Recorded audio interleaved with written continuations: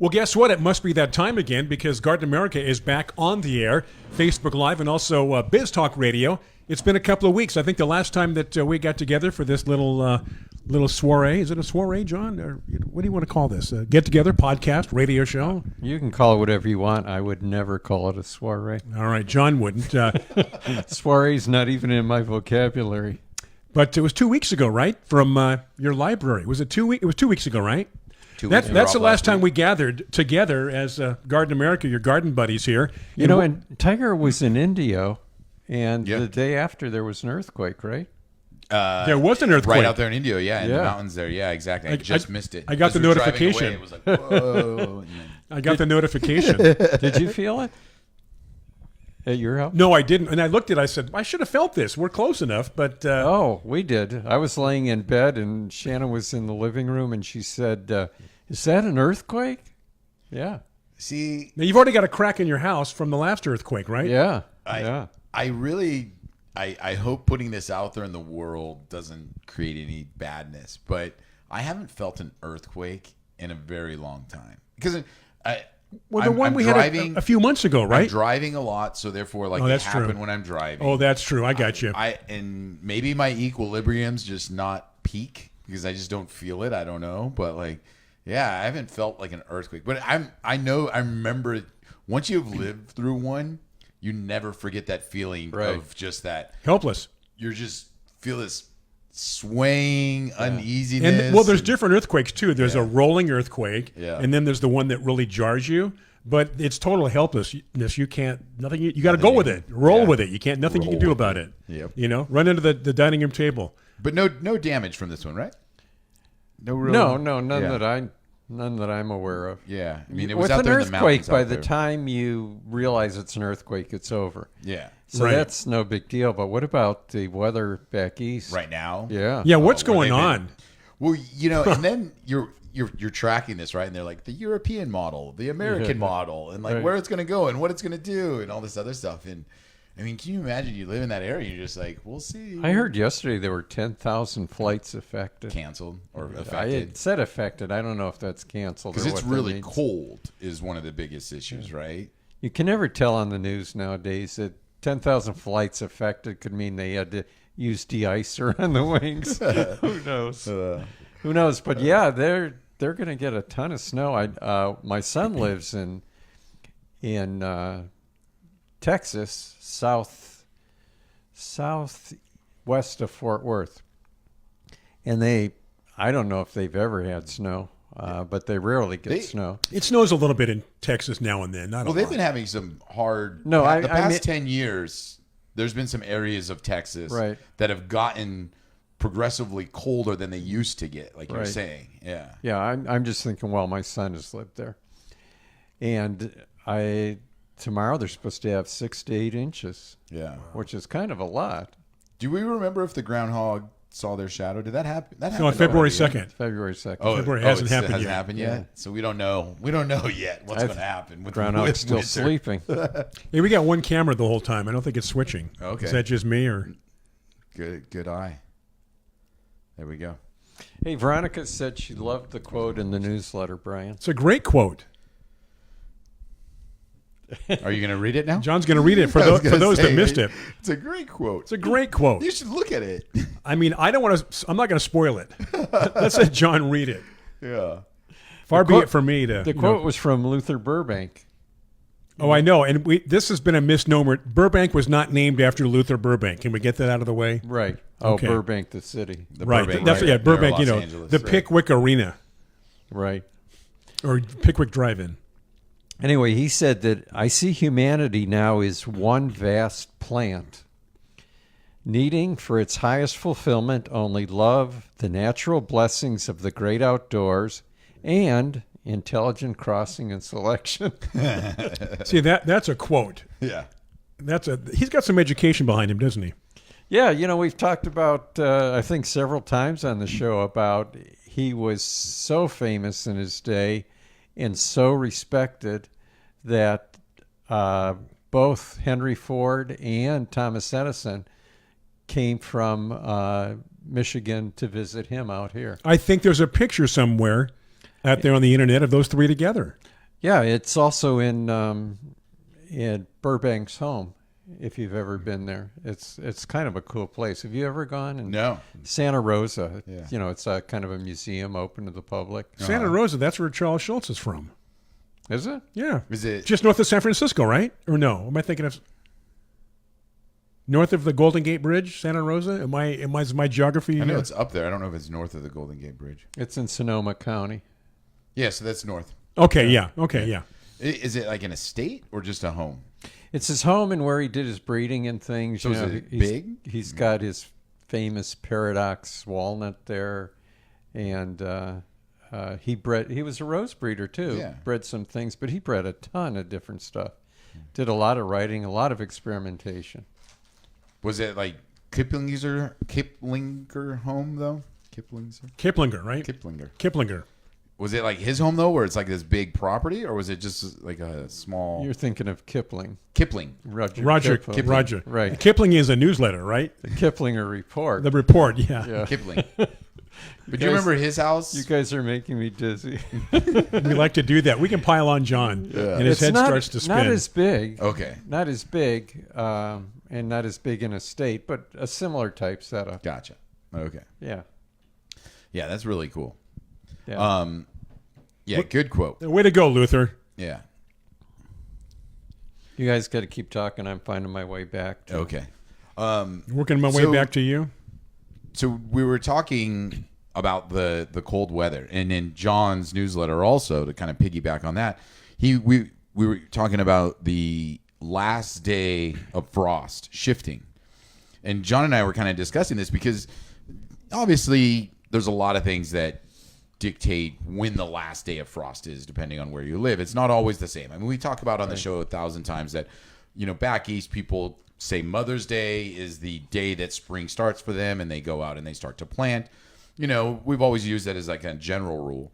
But at the same time, depending on where you live, knowing the last day of frost year to year is important because that gives you a proper planting time when you can start to do things. And so, you know, we were talking about it shifts periodically. And, you know, number one, it's weather driven. It's a periodic table. You know, weather driven, depending on different weather cycles and stuff like that they can do. But also, you know, I mean, it just shifts throughout time, right? Like, Are you referring to last week's newsletter?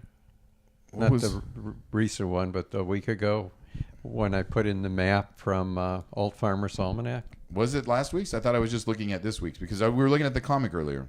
Was it last week's? It was I last thought week it or was. 2 weeks ago. Or was it last week? I can't remember. I know what you're now. talking about. Yeah. Last frost states is 2 weeks ago. I thought it was. Let me see here. January 23rd. What's today? Today's the 23rd. Yeah, the It's January in- 23rd It's in newsletter. today? That's and at today. the bottom of it is the last frost date really matters article. Oh, okay. The week before, You did the map. did the map, and Right. and I thought this is what you were referring to because they're predicting.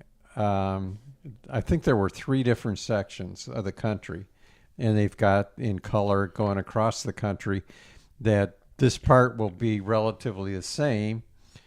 This part of the country, the frost date will probably be earlier, the last frost date, so you can plant earlier. And then I think the northern part was plant later Later. because you're going to have a later frost. Right. Yeah. Yeah, and I mean, and then you know the article this week kind of piggybacks on that on why Yeah. why it really matters Right. and why you need Right, to know right, this right. information.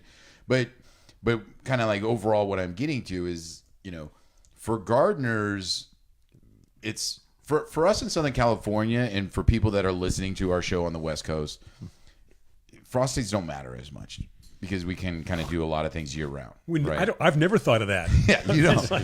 But If for you're in Buffalo, New York Yes. right now and you've got 20 feet of snow, it's You're thinking about it. Who But it- cares about frost? But it's not even, you know, but it's the idea that your season can be so short. For Right. you to accomplish Yeah. whatever it is that you want to do in your garden, you have to know that. So you can start right then, accomplish your crops, whatever it may be, before they all die again because it's either too hot or too cold or whatever Right. it is. So I mean, it's an important factor for a lot of people. I would say more than half of the country of the United States, it's a super important factor to them knowing their frost date, because otherwise you might miss the boat. Well, there's got to be more cold states across the country than warm states. And when I say warm states, California, Arizona, Texas to a degree, but it does get cold. Florida, but Colorado, Wyoming, Idaho, Dakotas, they're all cold all the way across to the East Coast. Yeah, but a lot of the cold states are tiny too. What, Rhode Island? Yeah. Yeah. I mean, Connecticut, all those New England states, if you're saying there's more. There's Well, like they're- 20 of them in the size of San Diego County. Yeah, they'd probably all fit in Texas. we get don't forget Alaska. Oh, yeah, The we don't forget Alaska. Okay, so we're going to take our first break. First segment's over. Welcome once again to Garden America. Those on Biz Talk Radio, Facebook Live, welcome. Thank you for joining us. Those on Facebook Live, question and comments, yes, we'll take them. Broadcasting live from Tiger's Pool House here in San Diego, California. Back after these messages on Biz Talk Radio. Hey, just like that, we are back from the break. Thank you. Welcome. Big thank you to Fertilome, our major sponsor. Thank you to our sponsors on Biz Talk Radio as well. As we just kind of kick back here and do our radio show, Facebook show, podcast. We're a lot of things. We don't like to get pigeonholed into one corner of the room, John. So whatever you think we are, that's what we are. Patio. Patio.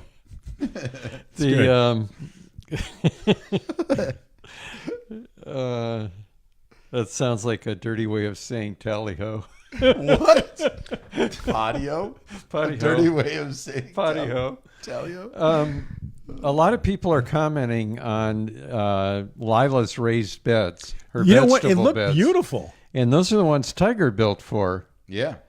Oh, because I was going to say, Lila, way to go. Now, They were a kit, though. yeah, that's what I was trying to remember. You told me that you found this kit that you thought was cheaper than you could actually build it, right? Yes, correct. You just put it together like everything fits together? It came in boxes, and we assembled it for her. Attach and A to B, B to C. Exactly. There was a little bit of some difficulty, but Right. if you've never done those things before, Is it sturdy? Because it looks really sturdy in the. it comes with support brackets and everything, like you're saying, because a lot of people don't think about that. A lot of people Right. will just put up the walls, Right. And they don't realize that the minute you put soil in it, Right, and water, blows it out just blows out, yeah. the walls. So there's supports through it, and it is really sturdy. And it came with the netting, not the netting, it's a metal mesh that kind of helps keep things out, Right.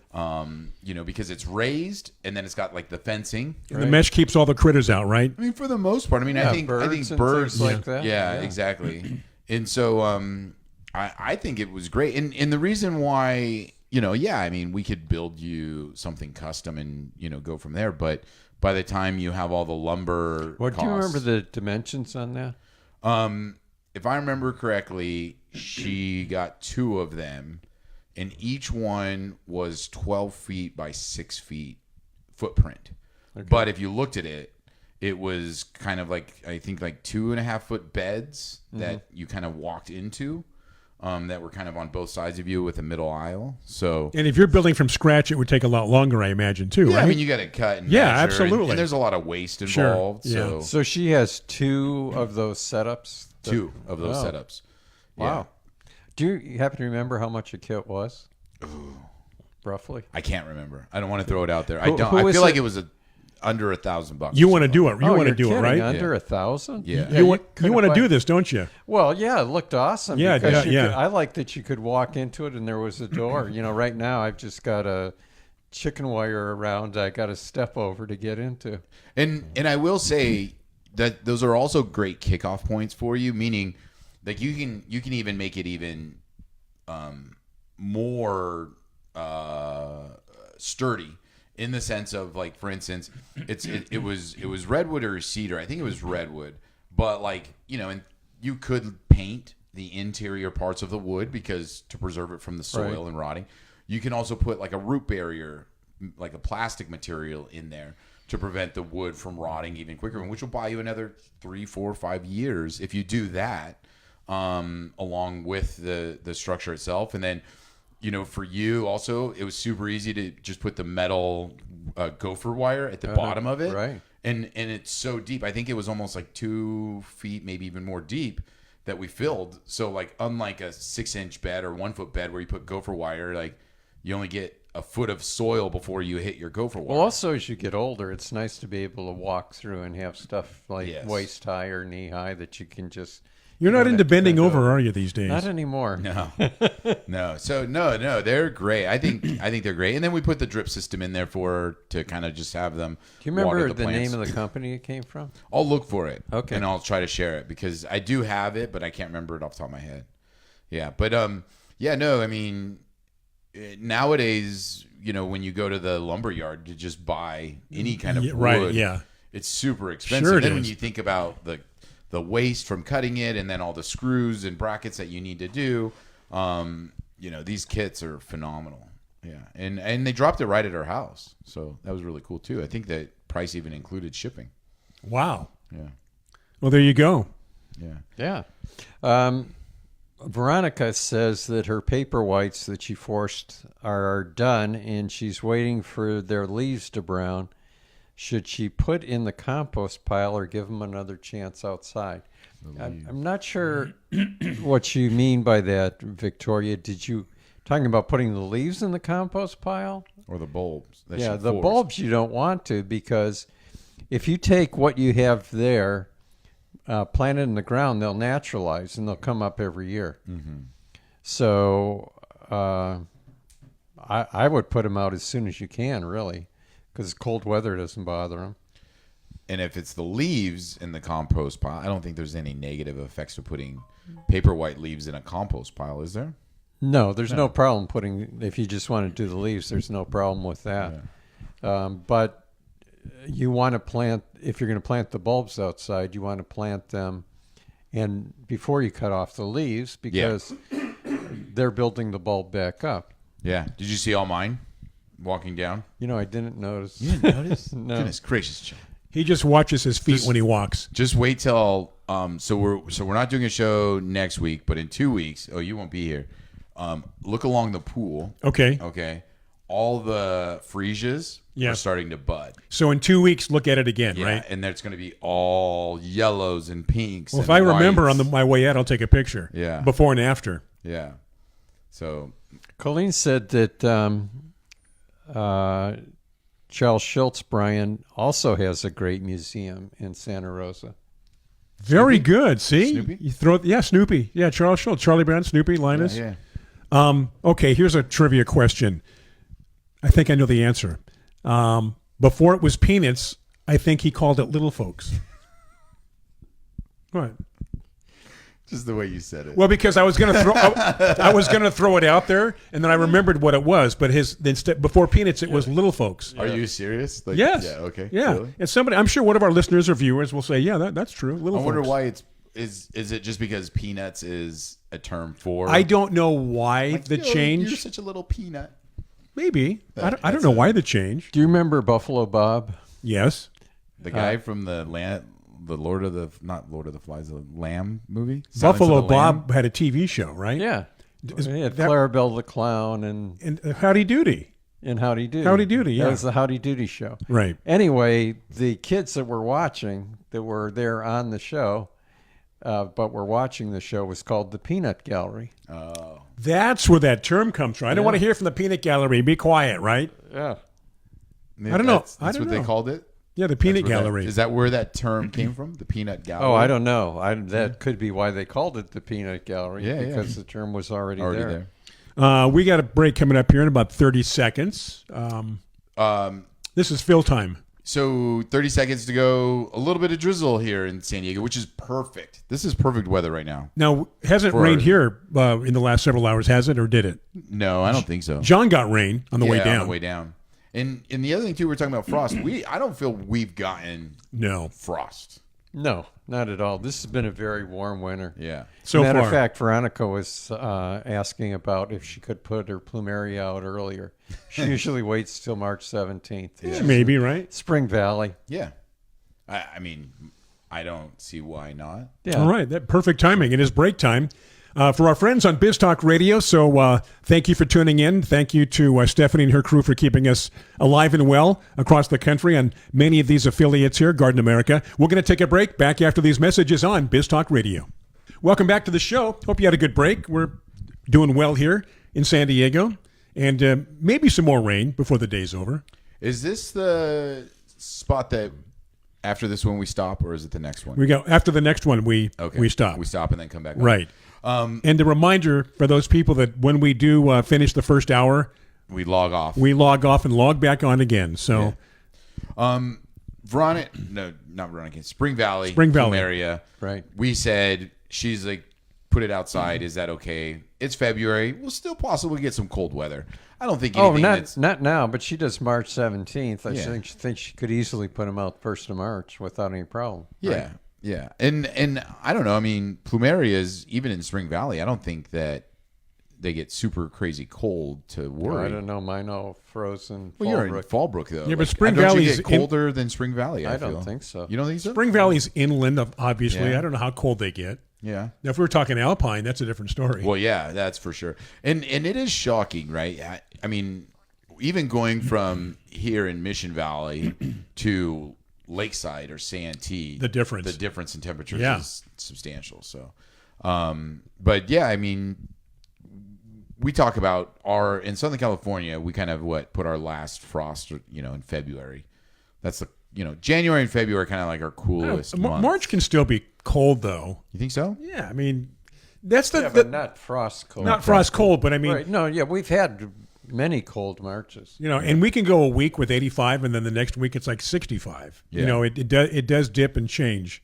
Yeah. So But yeah, I mean, we're having a very mild winter right now, and it's kind of I'm glad we got that rain in the beginning because they've already said, we're good enough on the rain now to kind of get through most of the year without calling any kind of drought or you anything. can turn on your tap and feel comfortable. Exactly, not feel like you're just running water. Here's a question for you: when's the last time you drank out of a hose? Yesterday, Okay. yeah, I drink out of hoses all the time. Do you really? Yeah, That was going to be one of those. I don't know. Probably when I was 10. no, No. I drink out of hoses all the time. Good for you. Yeah, Good for you. That's why you build up all that resistance. I do. I really do believe in that. Yeah. I really do believe in like. Well, isn't there a lot of warning out though about the hoses coming from China yeah, I mean, that I'm have sure there's heavy metals like lead and arsenic? Yeah, but I mean, yeah, I believe it. Like You're against lead and arsenic. You're not you're not a pro. lead or Yeah. arsenic. You don't. I bet you. you you're- poo-poo it. He you're- poo-poos I bet it. you you're anti-asbestos They too. are organic. Are organic? Organic. or- Lead is organic. Yeah.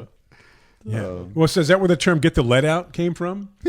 Actually, it's not organic technically, but it is natural. Lead. Yeah. Well, there's where that word is thrown around a lot and misused. The word organic. You go into a store, everything's organic. Well, what does that mean? Well, we didn't spray it with this, or like John said, it's natural. Yeah. It's just we didn't touch it. It's natural. It's organic. Well, and then in gardening terms, I mean, obviously, if you buy organic plants, you can say, okay, that they were grown in an organic process. But then there's the organic seeds, and they're grown again in an organic process. But you're not buying it, I don't think, because there's so much involved with the seed having any kind of pesticide in it or on it or anything like that. It's more like you just support the process of growing things organically. That's why you would buy most like organic seeds, versus getting any kind of like. I always thought organic seeds were a scam. Well, but I It's mean, like, what's the you're just point? supporting. You're just supporting the idea that they're organically growing something, right? Like it's not like you're saying like there's no real benefit. There's no difference to the seed. It's more just like you support somebody who grows something organic. That's where the word again gets tossed like around. Like a cow. Like whether you get that. Cows are definitely organic. Well, no, but I mean, if you get that ground beef and it's just like, okay, this came from some ranch that they treat their cows horribly or whatever. and you're As like, opposed okay. to? As opposed to, oh, this farm walks their cows every Sunday and reads poetry to them. you're just supporting the process of raising that cow properly. And there proves my point that if I did that, I could call it an organic cow. Exactly. I'm going to attack because I walk it every Sunday. Yeah, I and- treat it right. and you give it many hours It's of organic. sunshine, and It's organic. I'll tell you, I visited Aaron Whaley's farm at one time. I think his parents started the Seed Savers Exchange. yeah. And when we were in the seed business, he would grow a lot of seed for us. And he raised ancient white park cattle. Ancient white park. And they were grass fed. It was grass fed beef. Yeah. And they made us dinner while we were there, and I'll tell you, those were the best steaks I ever had in my life. Really? You can tell the You can difference. tell the Oh, difference. yeah, it was unbelievable, the difference. Really? Yeah. I have this friend that is I guess what would it be? Not hay. What do they feed cows? Alfalfa? What in the bales though? It's not straw. Maybe No, it's they don't hay. feed them straw; they feed them hay. So it is Hey, hay. yes. So he is a hay broker, and I guess some of the best hay comes from the United States, and then they ship it in shipping containers to Japan, where they have like Kobe beef farms and stuff Right, like that. okay, And sure. so they ship this hay to Japan, and that's what they feed those cows. there. Cows. I'm like, wow. Can that's like when you get like, I don't know, like lobster flown over from Maine or whatever. And Yeah. You're like, gotta go. Or what about steaks from Omaha, Nebraska? They're known. They're known. They Well, are they're known, known for yeah. their steaks. That's the Exactly. company Omaha Steaks. Right. I mean, It's a good thing they're known for their steaks. yeah, I know where you're going with that. Well, don't forget the corn. Yeah. And of course, Iowa too likes to get into the corn thing. You know, Oh. how many people have we offended? Lenore says that they say the water's different for the garden For drinking. It's the same, right? do you Unless you have a well. what do you mean? I don't know. Well, we were talking about drinking Yeah, water the from water. a hose, and and Lenore said they say the water from the hose is different. I mean, if it's coming out of your house, Yeah. no. Right. If it's there are reclaimed water spots that you definitely won't want to be drinking that. And if you have filtered water in your house, it Oh, would yeah. be different. Oh, did I ever tell you the story about somebody installed a soft water filter in their home and the plumber didn't realize that the irrigation system was hooked up after the soft water filter and it was watering their whole yard with the soft water? And people were like, well, whatever, it's not a big deal. It's a filter. Soft water is usually softened by salt. Salt. You have to if you have a salt So water. his whole yard was yellowing, and it's because everything was becoming more. Everything was salty. Sounds like a pH problem. Yeah, no, I mean it's a We salt used to have problem, a- but like normally your soft water filter is just for your home. Your home. We had one years ago Yeah. when I lived out in Spring Valley, and we had to buy salt maybe once a month. I don't know in Yeah. a bag, and you had to put it in there and because he was buying salt bags like Yeah. once every like 2 weeks, and it's because his lawn, everything was getting salted. See. Yeah. Hey, when we break for the next hour, let's take a few minutes longer because Veronica is hungry for steak right now. Oh, perfect. All right, give her some time. yeah, there you go. Go Yeah. make a quick breakfast steak, Veronica. Yeah. Steak and eggs. That's a good I breakfast. missed the question about moving a camellia. Camellia. Uh-oh. Oh, Yeah. you missed it. Yeah.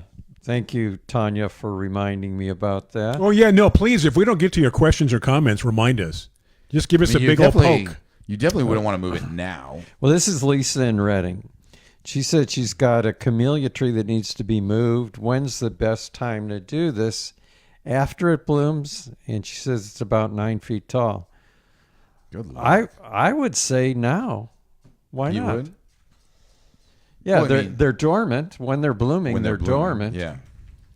So I think it Little would be safe. sacrifice of the flowers Yeah. to bloom to get it. 9 feet tall though. I mean, I mean, I don't know how much root you're digging out, but you're talking about some substantial cutback too. Yeah, I wouldn't cut it back probably till it was done blooming because I'd want to see the bloom. But if you wait too long, if you go to, after it's done blooming, it's going to start leafing out, and then it's growing. Then it's harder to move. Yeah. And camellias are not easy to move, period. No. They're really difficult to move. Yeah, and I would, recommend, when you do move it, definitely, wherever you move it to, it's going to benefit it with some kind of fertilizer more for camellias, changing the pH and things like that. And then HB 101, we haven't talked about that in a while, but I would definitely use that on the transplant of a camellia because Do you still have any in stock? Oh, good. But Hey, what about, do they still sell anti-transpirant?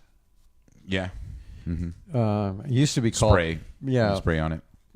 If you can find an anti-transpirant, it'll coat the leaves and stop them from losing water. Yeah. The reason a lot of plants have go into transplant shock or don't grow after they're transplanted is the roots can't start taking up water enough to support the plant. Because the roots are trying to help the plant just survive, right, from the Well, transplant? that's how the plants survive. Yeah. So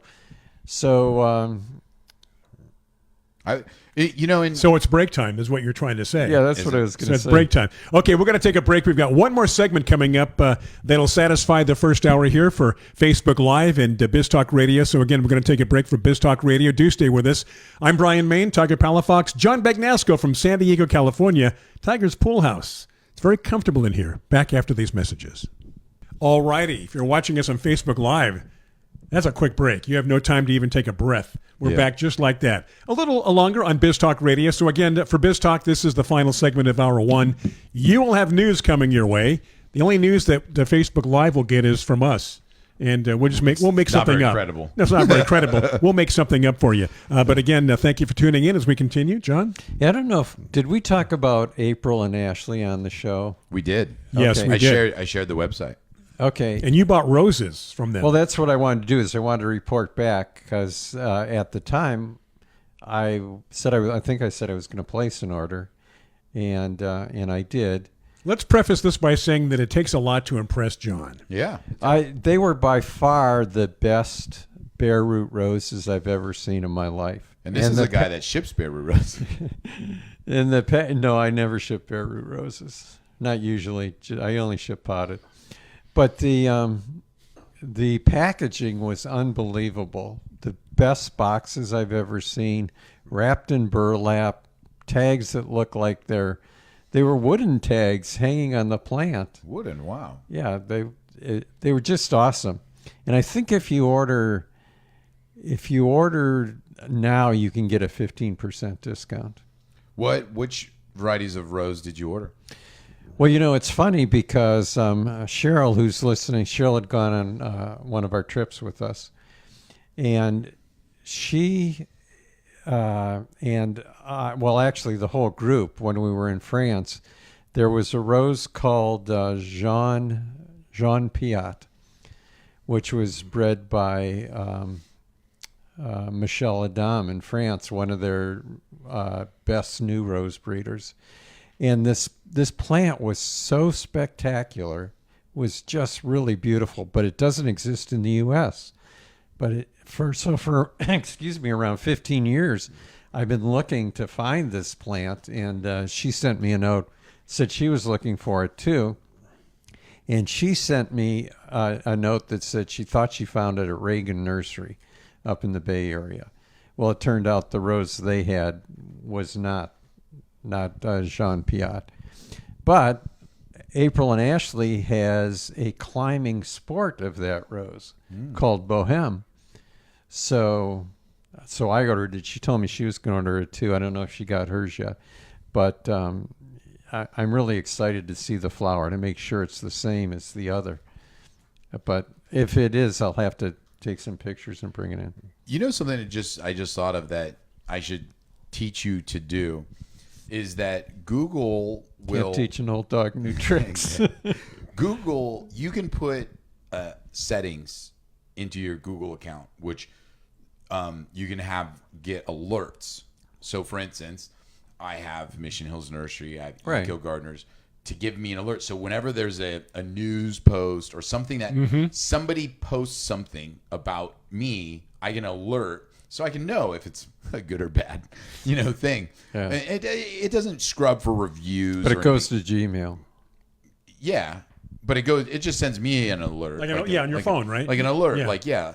But what I'm getting at is that if there's a rose that you're interested in, you should put that into that alert. And then if somebody was to ever write an article about it or something, which would then maybe link to an ability Or to say get they it, found it or something. Anything to do with the you would rose. get an alert, and you can then it would notify you, because I'm sure there's probably a whole list of roses that you have that you search for every once in a while, and see if anybody's gotten them. I kind of think, and I know this is going to sound conceited, but I kind of think I know more about Google in this particular area. Well, but it's an but alert. You said like this rose that what was it called? Bohem. It's just called Bohem. Yeah, Bohem. Okay. So if you were to type in Bohem rose, Right. okay, and just leave it there, in theory, when April and Ashley posted an article about that rose, you would get notified. But I wouldn't have known that Bohem was Jean Piat. Oh, It's a climbing sport of Jean Piat. gotcha. Okay, so you do know. You do know more. No, but I think what not Tiger's only saying. that, I've gone through AI and asked for help writing an article about That was your first mistake. a rose breeder. That And didn't exist. because I couldn't find more information. I thought I found all the information I could find, so I asked them, can you tell me about this? I can't find information. So it sent back this list of roses he had bred and all about him. And I said, that's absolutely not true. He never bred that rose. That was bred by this person. And then it comes back, oh, you're absolutely right. I apologize. So I don't trust. I don't know if necessarily you're going to learn something, more like just giving you updates on the buzz around that particular rose or whatever, and you can look at it and go, oh, that's interesting. Or No, like, on the alerts I see that. Yeah, but yeah. I'm just saying that in AI in general, I would not trust for specific technical. all right, now did you test that? Meaning when you corrected AI, wait a couple of days, whatever, go back and ask the same question again to see if AI remembered what you said. No, you mess with me once and that's it. No, but I'm just wondering if, because it's supposed to learn. It's supposed to learn. And just because you said it, you happen to be right. If somebody else said, no, you're wrong, it's this, and that person was wrong, what is AI going to do with that information? Well, that's interesting because in research for my book, I tried to find out about David Fairchild and Queen Liliuokalani. And AI said there is no information available that these two ever met in real life. And I said, that's absolutely not true. Here's a quote from his book where he met her. And then it came back, oh, yes, you are correct. But now I could go back and ask again and see if see if it's right. Yeah. Or give it wrong information and see if AI comes back and says, oh, yeah, you know what? You're right, John. Speaking of giving wrong information, We've got about a minute. Go ahead. All right. Lisa Martin asked regarding her camellia, what if I put it in a large pot or a giant grow bag, her camellia? I would say a pot is better than the grow bag for camellias, because I think it'd be a little bit more successful, but that's just my own opinion. that would have to be a huge pot. Yeah, right? For 9 foot, you were talking 9 feet, right? Yeah, exactly. Okay. Well, she said she was going to cut it back to like 3 feet. All right, we're going to take a break. It is news time for our friends on Biz Talk Radio. How about that? You'll come back if you do join us for hour number 2, How long? deciphering the news and, figuring out if it's correct or not. That's an odd question when we come back. Yeah, so what we're going to do, we're going to shut things down here, give you a chance to take an intermission, and then we're going to restart the program for hour 2 for both Biz Talk Radio and Facebook Live. So stay with us. It's Garden America, Brian Main, John Begnasker, Tiger Palafox, right here on your weekend. Hello, gang. If you're still with us, we appreciate that. Some people have to duck away. Biz Talk Radio, some of the markets, they don't get the second hour. Facebook people have things to do. But if you're with us, thank you. Welcome to Hour 2 of the Garden America Show here from Tiger's Pool House in San Diego, California. A little bit of rain today, looking good, so we appreciate you tuning in. If you joined us the first hour and you didn't return, we hope it's not because you didn't like the content, but you had something else to do. We'll give a little bit of time for people to kind of catch up. Yeah, because, you know, absolutely. It takes a minute to kind of shift over to the new show. So It's a shift. yeah, You know, and before we get not a into shift. the sod, because you said there was a Yes. question last hour, we had been talking about roses. Mm-hmm. And looking out your window here, I'm looking at your Peggy Martin rose, and I just want to recommend. It's amazing looking, isn't it? Well, you know, it's one of the hardiest roses I've ever seen. I thought you were going to say the hardest rose to kill. No, might be a little bit hard to find, but it is hard to kill. I mean, this rose survived. It's called the Peggy Martin rose. Under salt water, right? Because during Katrina, Right. it was under 12 feet of salt water for 2 weeks. Everything on the property died except this one rose. And it was a rose that she had found, I think, or somebody found and gave her a piece of it. But it was already named Peggy Martin? No, After it survived, and she started telling people the story of how it survived, they said, well, you know, we need to call it she wanted to call it the Katrina rose or something. Yeah, like that would make sense, And right? they said, no, you should call it after yourself. Yeah. So they called it Peggy Martin. Well, that's a little, what do you call it? What's the word? Well, there were, it was a real tragedy, and her parents lived next door, and they drowned in the flood. Oh, okay. 'Cause So it's kind of in remembrance, too, right? Yeah, kind of. Yeah. They refused, one of those older couples, too, usually do that, refuse to evacuate. We're not leaving. Yeah. But like you say, it's a very hardy road, and it survives. I was talking to you about how I've had to cut those roots a number of times because I'm creating like a little pathway by Right. it, and how they were sending out Suckers. suckers Yeah. from the roots there to keep going. It's going to find a way. Now, we are looking at the one covering the Pink fence. one. The pink. It's got the pink I flowers. mean, yeah. this is like could be a nice It barrier. blooms all the time. Yeah, it's too. bloomed right now. Like here, I hear it is the middle of winter, and it's in full bloom. Yeah, and we made a comment about it a couple of weeks ago, and you're like, it's not looking very good. It'd be nice if Tiger watered it. Yeah. And now look at a little bit of rain and boom.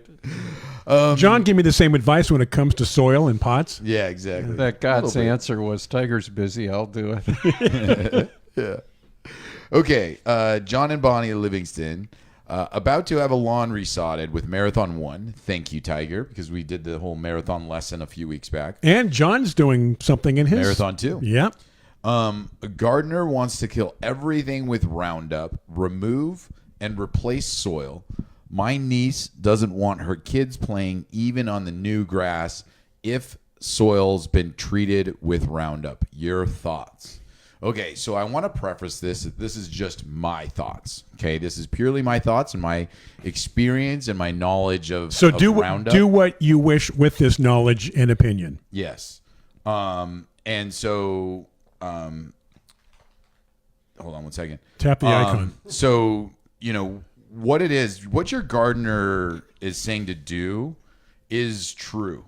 Meaning, that's something that definitely is well known in the world of, if you're going to re-sod an area, you want to kill everything that's there You're starting from scratch. to start from scratch, because if you don't, potentially all of those weeds, Bermuda grass, crabgrass will actually come up from under the sod, come through the new sod, and then basically you've got weeds again in your new sod much quicker than naturally, where birds drop seeds and stuff like that in the grass.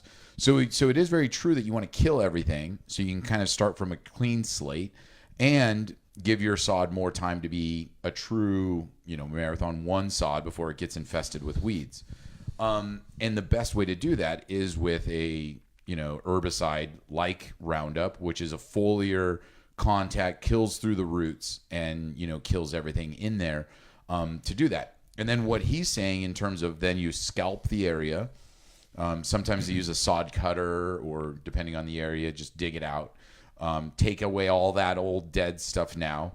Bring in a little bit of new topsoil. Put the new sod down on top, and then go from there. And it gives you a nice fresh start. Roundup is a foliar-based herbicide, which means it only will work if the plant foliage is alive, and also it has to be absorbed through the foliage. So once it goes into the soil, It's neutralized. it's It's inert. neutral, yeah. It's neutral. So meaning anything that's left in your soil after you've done this whole process, there's no chemical effects. There's no residual. No residual effects. And so you don't have to worry about it coming up into the sod, your kids playing on it, your dogs, you walking barefoot. You don't have to worry about that at all, because it doesn't come up through the plant and then come out, onto the new sod. It's gone once the product is dry, it is gone. Okay. So you don't have to worry about that. The kind of like back to our original comment about seeds, people growing things organically. It's because they love the process of growing things organically, not because it actually benefits. And so with this whole thing, if you don't like to use Roundup because you have something against Roundup and Bayer and whatever, that's fine. But this is a best product to use, because there's a lot of chemicals out there that they're selling now that are herbicides that actually do stay in the soil. Right. And they do create problems. Right. And they do go into our groundwater. Right. And they are now on the market because they've had to remove Roundup, which is an imidacloprid. And they come back with something that people Roundup's think is not- glyphosate. Sorry. glyphosate, but they come back and they think these things are safe. Yeah, exactly. So to answer your question, Here's the question. I think it's Would- the best process. Would I you do support it? Would you do it? Yes. Okay. Whenever people ask a question about something like this, it gets down to this: would you do it if it was you? Yeah. And you're saying yes. And John, I'm sure John agrees, right? Yeah, my view is a little more controversial. But yeah, I would say yes, because here's the thing: if you don't do it, you're going to have weeds in your new lawn right away, and it's almost pointless of the investment of putting in a new lawn. Yeah. So, This is just my opinion, and don't hate Tiger and Brian. If you don't agree with me, that's fine. But just from what I've seen, and I do have a chemistry background. That was my first major in school. Roundup is probably one of the safest chemicals used in the world. That was glyphosate. It developed a bad name because it was made by Monsanto. And all the environmental activists attacked Monsanto because they were genetically modifying corn so that you could spray Roundup over it and not kill it. so you can have a nice clean crop without weeds infesting Without it. weeds, it would increase crops and everything. Yeah.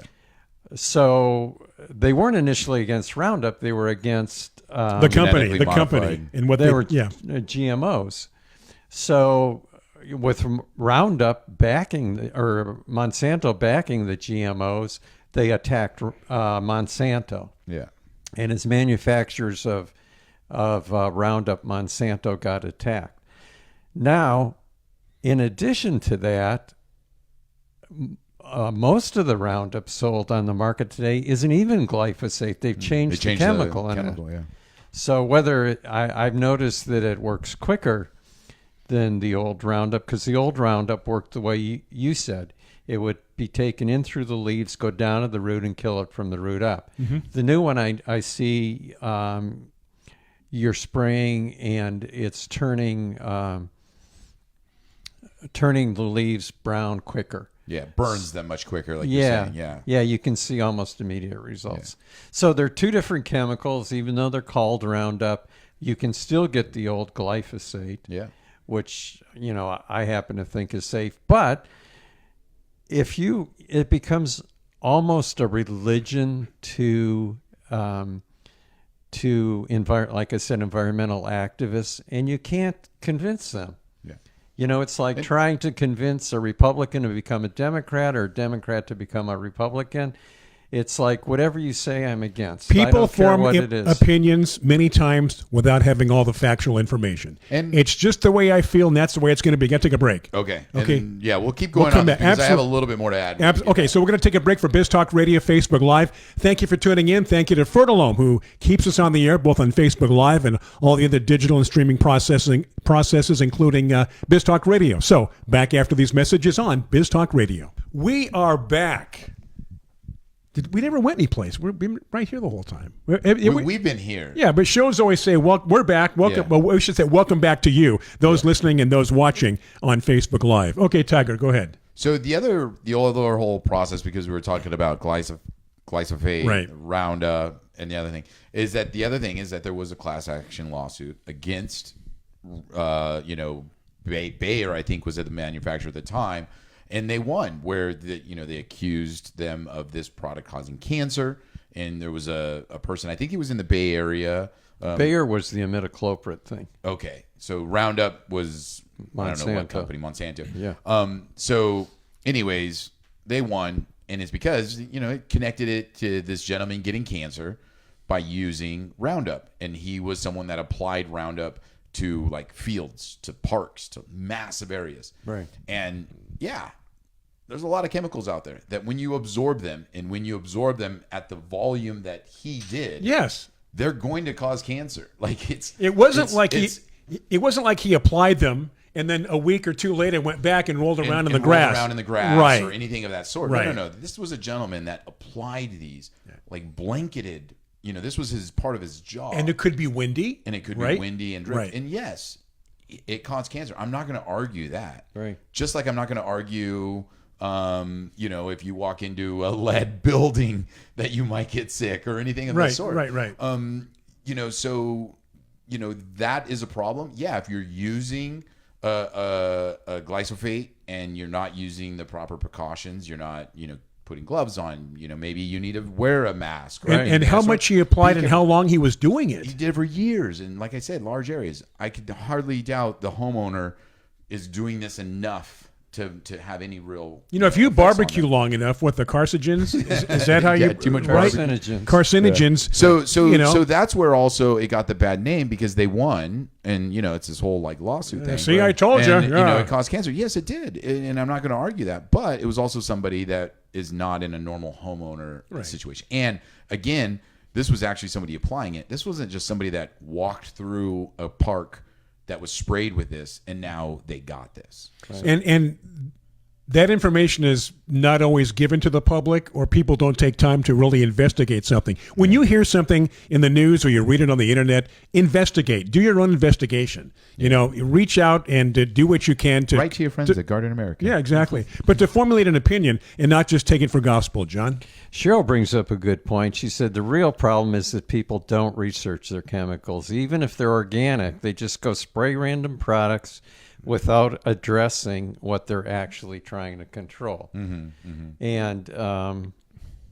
And I think that's true. That's very true. I mean, we talk about we can talk about the imidacloprid. We talk about pyrethrins, neem oil, spinosad. All these products are great to create a solution for some kind of pest. But the reason why spinosad and some of these other products became so popular is because they weren't blanket killers. Like the old school past you chemicals, had to spray it on. Orthonex that just killed every bug out there. Right. It was Even killing the good. the It was killing the good beneficials, and the right? bad. It's like Pollinators. chemotherapy. Yeah. Chemotherapy kills good cells as well. Yeah.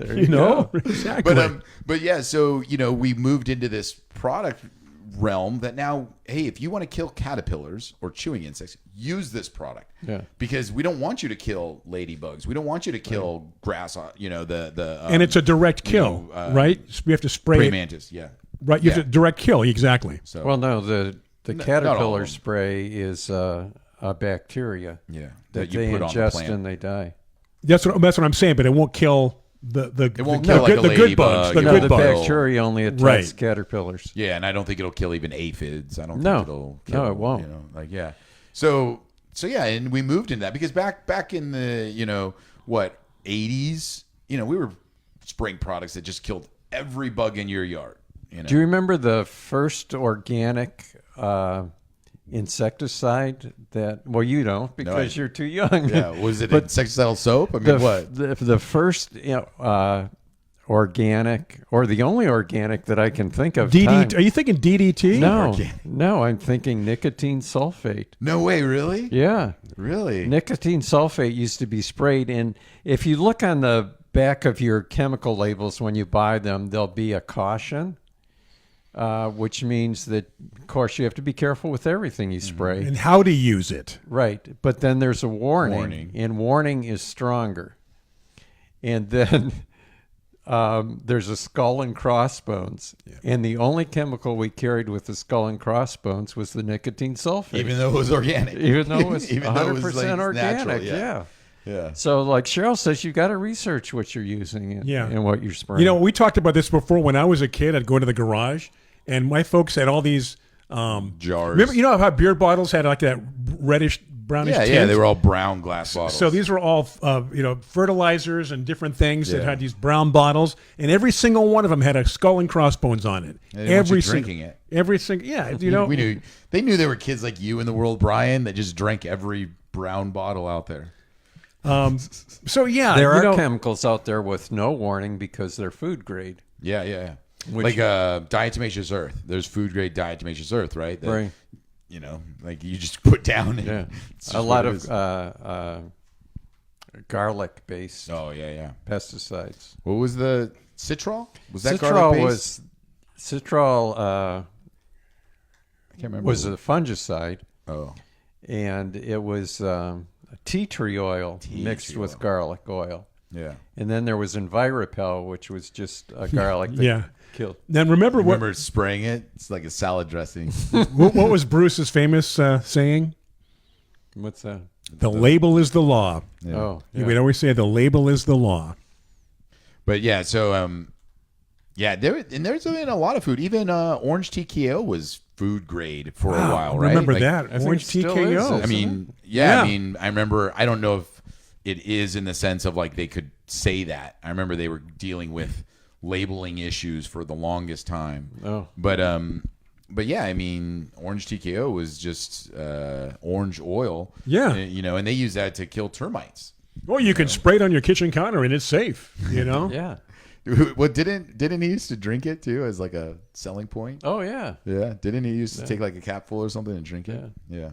There was a famous story about one of the petroleum industry scientists when they started making all the chlorinated hydrocarbons and everything, showing how safe malathion was, and he drank it and died. Oh, jeez. No, not good. Not good. Wow. No. Yeah. Anyway, so long answer to your question. I mean, do what you want to do. Do what makes you feel comfortable, but there's some knowledge to help you make that decision. Yeah, I will say the biggest thing that you're combating when you're through a resodding process is the weeds coming back through up your lawn. Yeah. It's just a matter of how you want to buy that time. And especially if you've got Bermuda grass, right? It's going to come back. It's going to come through for sure. Yeah. Unless you do something. Yeah. Okay, we're going to take a break. We've got 2 more segments coming up. The next segment's one of the longer ones. More time for pontificating. Mm-hmm. So we'll be doing that. And, hey, a break for Biz Talk Radio. Thank you for joining us, those on Facebook Live. Getting a little, rambunctious today, but that's okay. It's part of the fun here. We're going to take a break. John Bagnasker, Tucker Palafox. I'm Brian Main. Back after these messages and our great supporters on Biz Talk Radio. We are back from the break. You're back. Everyone's back. It's just a good old time here, John. Having a good time, laughing and scratching, as John used to say during the show. And back to John in Newport Beach, his question on the sod. Was it his daughter? Yeah. Niece or something. I can't remember. I don't have that one pulled up right now. Sorry. Yeah, I was going to say, rather than starting a fight with your daughter, you might want to just live with a weedy lawn. Yeah. Right. Yeah, exactly, right? Yeah. So, but I will say that kind of leads me into another subject on the same topic is right now, though, we talk about herbicides, we talk about pesticides, we're talking about winter and frost. A lot of those things are not very effective this time of year. Like I said, with the Roundup products, that the plant has to be alive. Yeah. So if it's dormant grass, or if you haven't watered your grass, It or has weeds, to. It has to be green. yeah, it has to be green. You know, like So you were saying earlier, a lot of people think I'll clear the area, then spray it with Roundup. It does nothing. It's a waste, yeah, right? it's a waste. And so, you know, whether you're spraying an herbicide in your garden or like this description of what we're doing, resodding an area, kind of a lot of those products are not effective this time of year because either it's too cold, the plant isn't alive, or if it rains, kind of, and they say, oh, you know, 24 hours. They always on the package. It's like, oh, it's if it cannot be watered or rained on 24 hours. It dilutes it. If you have your sprinklers come on 24 hours later, or if you're getting a rain event 24 or 3 days later, it really dilutes it. Don't you think this is a good time to spray Roundup though, because the weeds are actively growing, the Well, new ones that are coming up? If they're actively growing, Yeah. yes. But if it's too cold or if it's going to rain, no. So because they won't, it'll get washed off or it doesn't absorb it. Because that's the other thing too is on the package they're going to say a minimum temperature, and for us we usually are never under that minimum. But there are places that do fall under that minimum that if you spray a product, it's not effective. And then a lot of times for bugs, people will say they spray for bugs right now. Well, a lot of the bugs, again, are going dormant. They're not active. There's very few products that you can use that are going to prevent on bugs right now. I mean, we talk about, the stone fruits, the oils, the, things like that are dormant, bug sprays. Right. But a lot of the other stuff is not effective right now. So I don't. You know that I don't spray for insects in my house at all. I don't spray anything. But when all the new rose leaves come out, I'm going to have an explosion of aphids, which is, it used to really alarm me. Now I look at it as good because that means I now have a food source for the ladybugs when they're hatch. yeah. If the ladybugs hatch and there's no, They'll leave. no, They'll exit if they don't have a food yeah, if source. there's nothing for them to eat. Yeah. They'll find food elsewhere. Yeah. Right. And then, the other thing too, that it is, like you say, kind of a good time of year is that, it's cooler. So you can usually, it's some of the bug sprays that, are effective this time of year. It's easy to apply them because it's not hot. Like we talked about in the summertime when people are applying oil-based sprays and then it burns their foliage. So, it's kind of knowing what works in your yard and knowing, what you need to do. So a little trial and error. Carla mentions that Bermuda grass is one of the things that reminds her that there's no heaven on earth. So true. It just comes up everywhere. And I can spray it and I can kill a section of it and somehow it comes back. By the way, it's trowel and air. Look at you. So I see a cartoon coming. Yeah, I do. Oh, wait till I get my raised bed idea. Oh. We all caught up pretty much? I think so, right? Rick now. wants to know about pre-emergence, Tiger. How Oh, do yeah. they work, and are they weed specific? Was Rick in Thailand? Is that where that picture came from?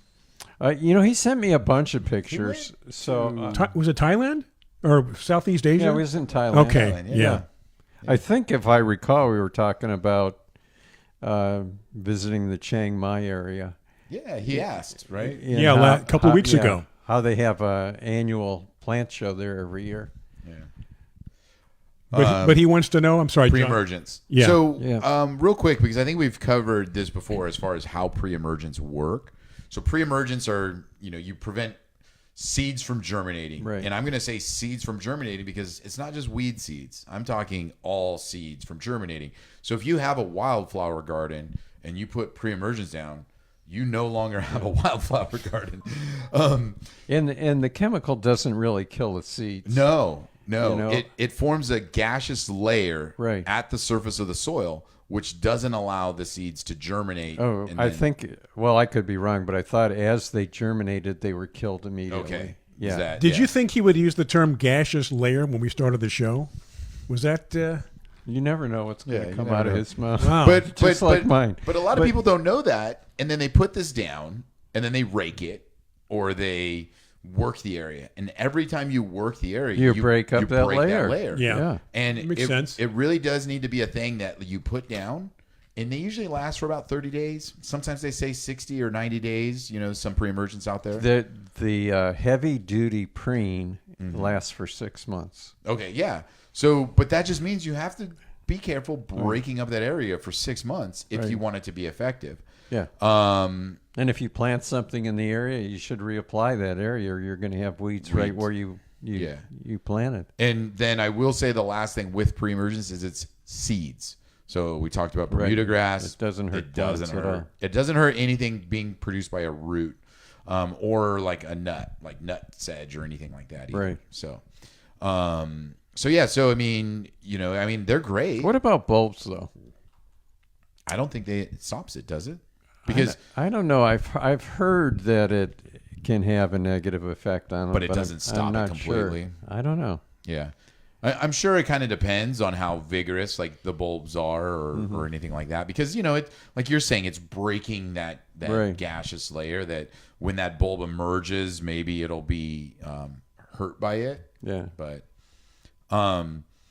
But yeah, I mean, I fully support pre-emergence because I think they're a great way to control weeds, especially if you've disrupted an area. And like that's the thing, people make an area all beautiful and clean, and then after the first rain, weeds just take it over, and so we Rick says, are they weed specific? They're not. They're seed specific. Seed, yeah. It's only seeds. Yeah, so I mean, whether you planted tomatoes or whether you planted anything else, it's not going to come But if you up. put in tomato plants And then put the pre-emergent down, it's no problem. Yeah. As long as your stuff is established, like we're talking about, then you're perfectly fine for those pre-emergents.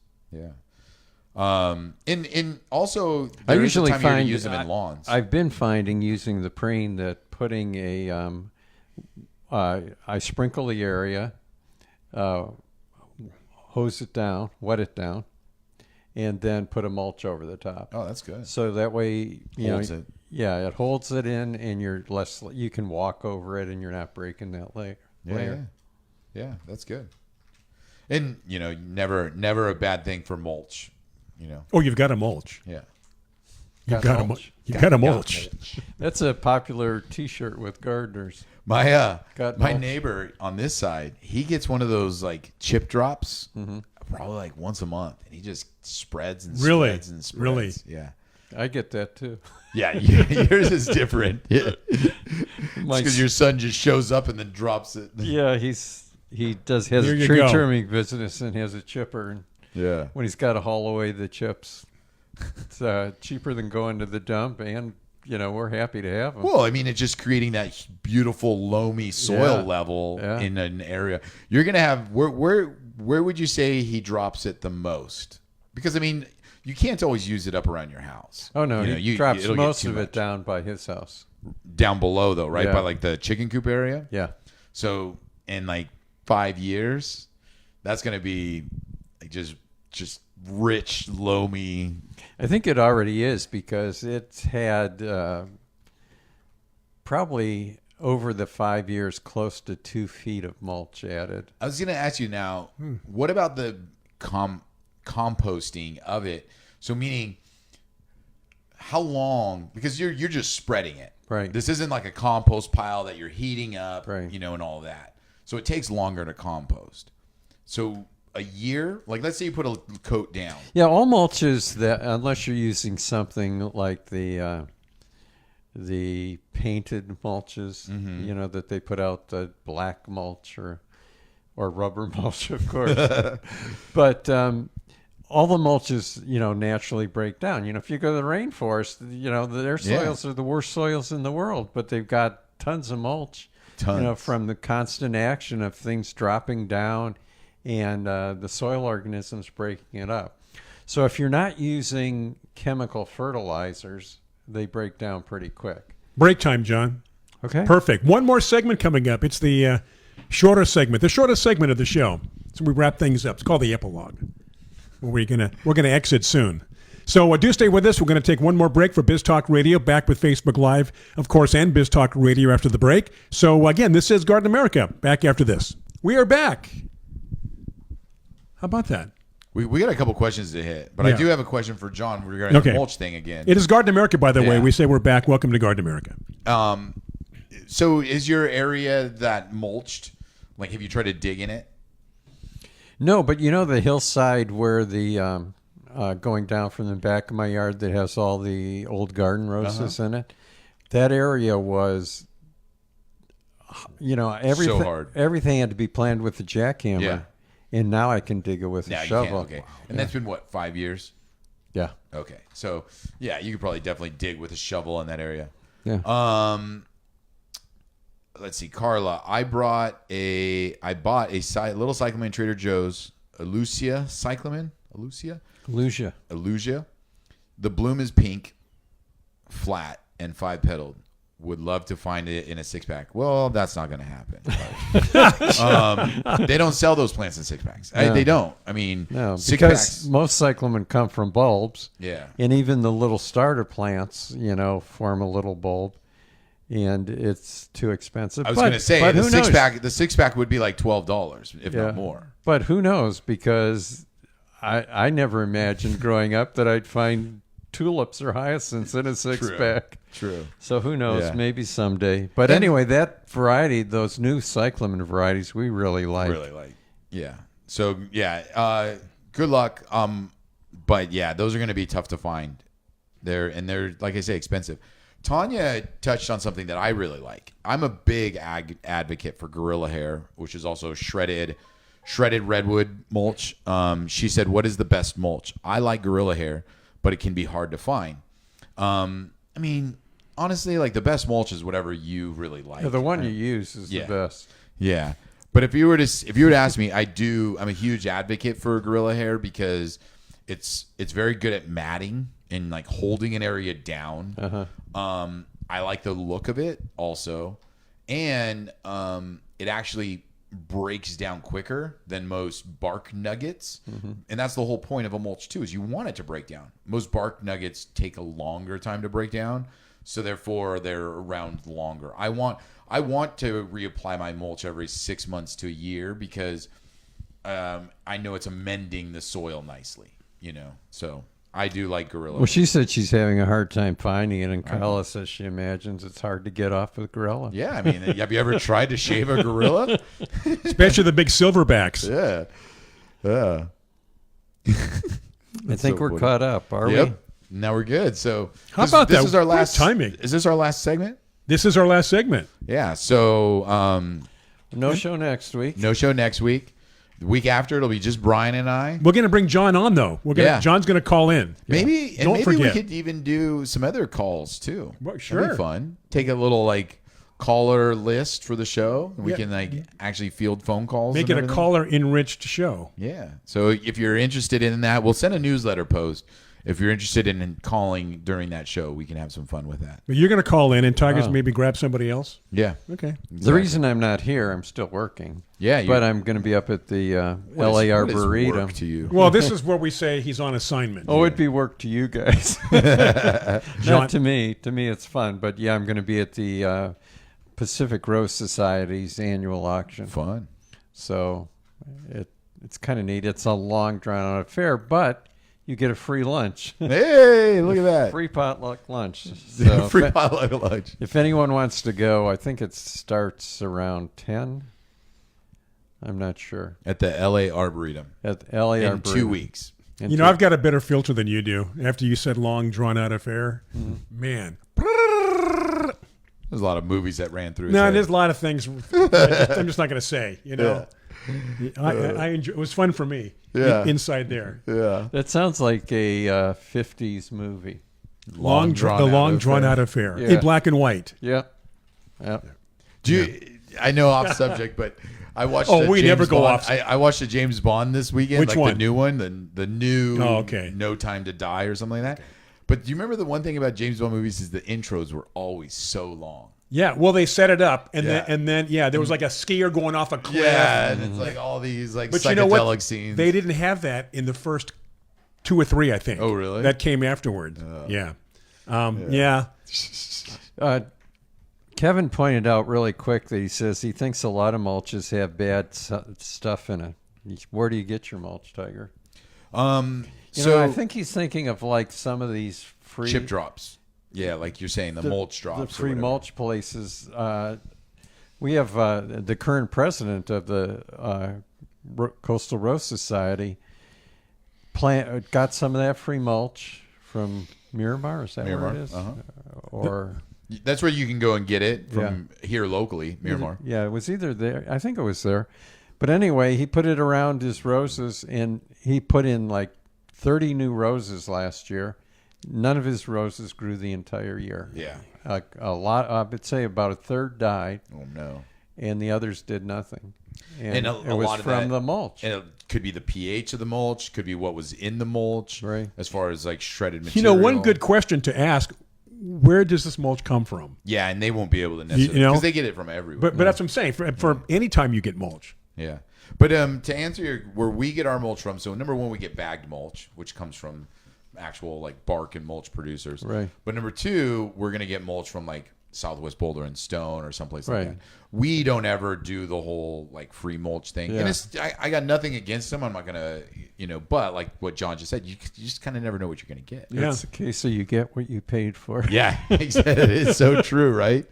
Yeah, that statement has never been more true. Yeah. 1 minute remaining, as I used to say during the basketball and hockey games. Unfortunately, Carla's upset because she says we're making her very sad with these no-show weekends. Oh no. We're going to catch up. This is just a little phase we're going through. The problem is that Tiger still has a family. Yeah, and my son plays sports. Yeah. So what you're saying is you put your family first. Is that it? Although who's in Huntington Beach? Which of our listeners is in Huntington We have Beach? Carla. That's Carla. there. Carla, I will be there next weekend. That's where I will be is Huntington. So Beach. she can come see you. Yeah, exactly. We can hang out at the Huntington Sports Complex. And you can ask a couple of questions. Yeah, They say we got to wrap things up. I know we'll be back on track. There'll be several shows coming. We won't take any more time off. It's just one of those things. Yeah. And John's going to be off, but we'll have him on in 2 weeks. Yep. So he'll still be with us. Thank you for joining us. Biz Talk Radio, we really appreciate you. Thank you, Stephanie. Thank you to all our Facebook Live people. And again, enjoy the rest of your weekend. Be safe. And we'll reconvene here in 2 weeks. And we'll have John as a guest in 2 weeks here on Garden America. Until then, be safe. Take care. See you next time here on Garden America.